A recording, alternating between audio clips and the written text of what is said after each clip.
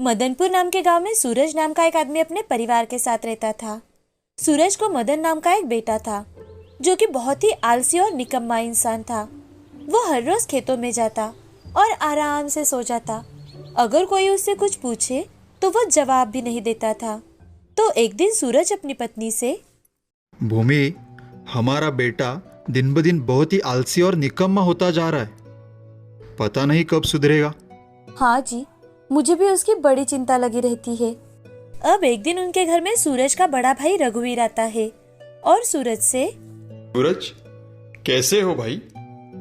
अच्छा हो भाई साहब, आप कैसे हो और कैसे आना किया? सूरज, तू तो जानता है कि मेरा बेटा शहर में जॉब पर लग चुका है और अब मुझे कोई काम भी नहीं होता। तो मैं सोच रहा था कि क्यों ना अपनी भैंस को बेच दूं। अगर तुम्हारी नजर में कोई ऐसा हो जो भैंस खरीदना चाहता हो तो मुझे बताना।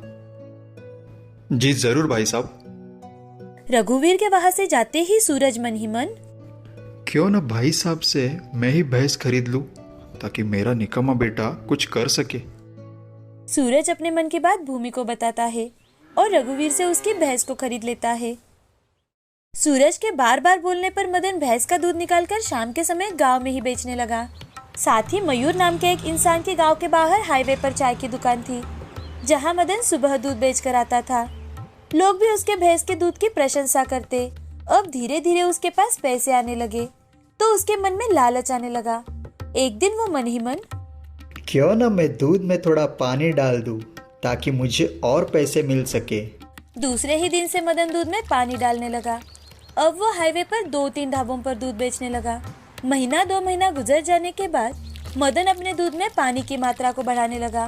तो एक दिन गांव की एक औरत, मदन भैया, आजकल आप कुछ दूध अच्छा नहीं देते।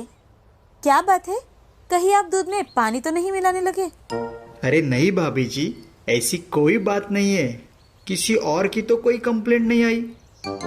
अब मदन ने कुछ और ज्यादा भैंस खरीद ली, लेकिन उसमें दूध कम, पानी ज्यादा होता था। दिन ब दिन उसका लालच इतना ज्यादा बढ़ गया कि उसने किसी की शिकायत ना आए इसीलिए दूध में मिलावट करना शुरू कर दिया ताकि दूध पर आने वाली मलाई अच्छी आए और लोग मदन जो भाव बोले वो दे सके। अब धीरे धीरे लोग बीमार पड़ने लगे और बीमारी का कारण डॉक्टर ने दूध बताया। तो सरपंच जी, मदन, मदन जी कहिए सरपंच जी। मदन, आखिर तुम दूध में ऐसा क्या मिलाते हो कि गांव में सभी लोग बीमार पड़ रहे हैं? सरपंच जी, ये क्या बात कर रहे हैं आप? पानी से भी तो लोग बीमार पड़ सकते हैं। मेरे दूध में तो कोई मिलावट नहीं है। जैसे ही मदन ने मिलावट शब्द का इस्तेमाल किया कि तभी सरपंच जी मन ही मन, अरे ये मदन मिलावट का नाम ले रहा है। मैंने तो कुछ ऐसा कहा ही नहीं। कहीं ये मिलावट तो नहीं कर रहा अपने दूध में? अब जैसे ही मदन गांव में घर घर जाकर दूध डालकर घर आता है तो सरपंच जी वो सारा दूध इकट्ठा कर शहर में टेस्ट के लिए भेज देते हैं। 2-3 दिनों से सरपंच जी सिर्फ और सिर्फ उसी पर नजर रखे हुए थे, लेकिन मदन को ये बात पता ही नहीं थी। वो सुबह उठता, भैंस का दूध निकालता और उसमें मिलावट कर पानी मिला देता और गांव में घर घर जाकर बेच आता और आराम से अपने खेतों में सो जाता था। अब जैसे ही शहर से दूध टेस्ट का रिजल्ट आया तो सरपंच जी कुछ करे उससे पहले ही गांव में पुलिस आ जाती है और मदन के खेत में जो घर था वहां जाकर उससे, मदन, मदन, क्या क्या बात है सर? और आप मदन को क्यों आवाज लगा रहे हो? आपके बेटे ने दूध में की मिलावट के कारण एक की मौत होते होते वो बच गया। उसे हमारे साथ चलना ही होगा।